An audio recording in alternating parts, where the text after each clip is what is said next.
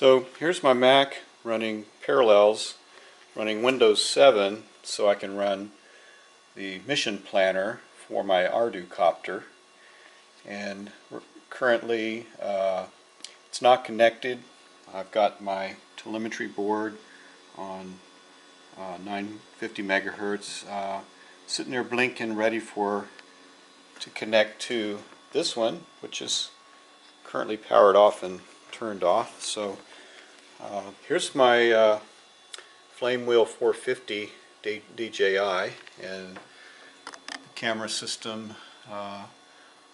The one camera for flying right there, and then the GoPro Hero 3 Black Edition sitting there. You might notice I've got some fishing floats. That's to hopefully give it a little bit of flotation if I go underwater, which I go over water quite a bit. Anyway, this is got a lighting system on it, and it's got the GPS, and thing works pretty good. However, I just finished building this. I haven't put the propellers on it. First thing tomorrow, I'm going to take it out and lift off the ground and see what it does. And hopefully, if I've done everything right, it should fly. So let me go ahead and get it powered up.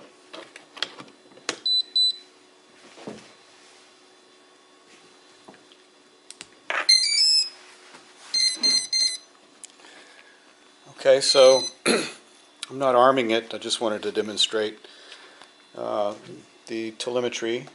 The mission planner is nice because it lets you set waypoints and do all kinds of navigation modes, plus it can serve as a heads-up display, kind of give you instruments, cockpit type instruments, and it has GPS tracking, and right now it's using Google Earth, but you can choose different things. That's indicating that my quadcopter is sitting here in my living room at my house. If I zoomed in far enough, I could actually, let me zoom in a little bit more.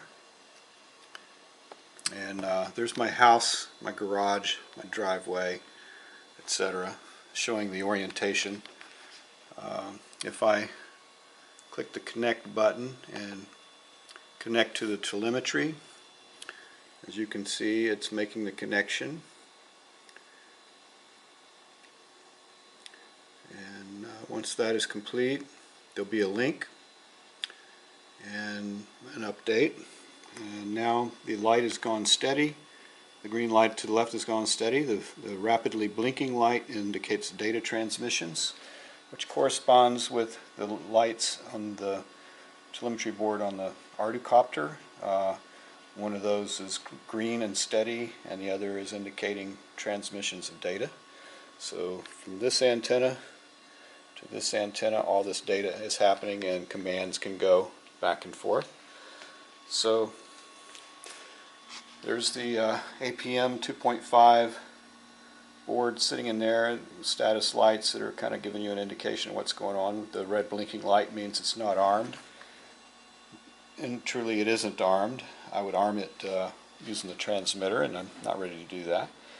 But here's the GPS. That is the telemetry board, and over here, right here underneath, is the Spectrum 8000, and that's a DX2 board, and there's the satellite radio receiver for that. So currently no props, as I said. Tomorrow morning I'm going to go ahead and get the props on. I've done all the calibration.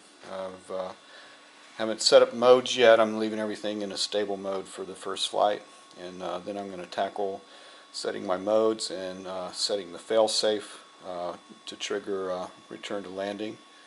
And I'm using this JR9303 radio, 9-channel radio, with an 8-channel receiver, and I've got a couple channels I'm not using yet, but I probably will.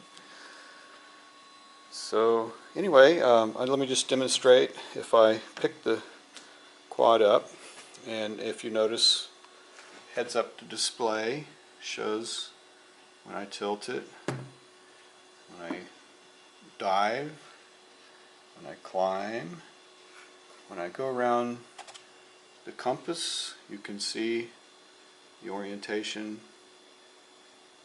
as shown by the red is the direction I'm facing. It's using the electronic compass. And I'm really amazed that the GPS and the electronic compass all seem to work indoors, even though I have a metal roof and metal siding on the side of the house, kind of like a Faraday cage, and still it's able to pick up satellites. If you go down here, you can see it's got 7 satellites, and that's totally amazing. So anyway, that's the state of the progress of putting this together. Yet to do is setting failsafe, setting up flight modes, tuning if needed, any parameters for smooth flight, and then setting it up for FPV, setting up a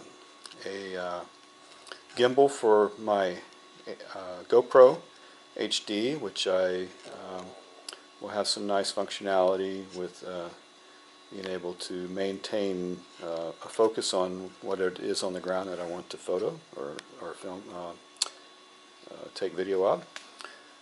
And and here's the sonar sensor that assists in low altitude altitude stabilization, and I'm looking forward to seeing how that works. And so that's all I got to show you. Thanks for dropping by.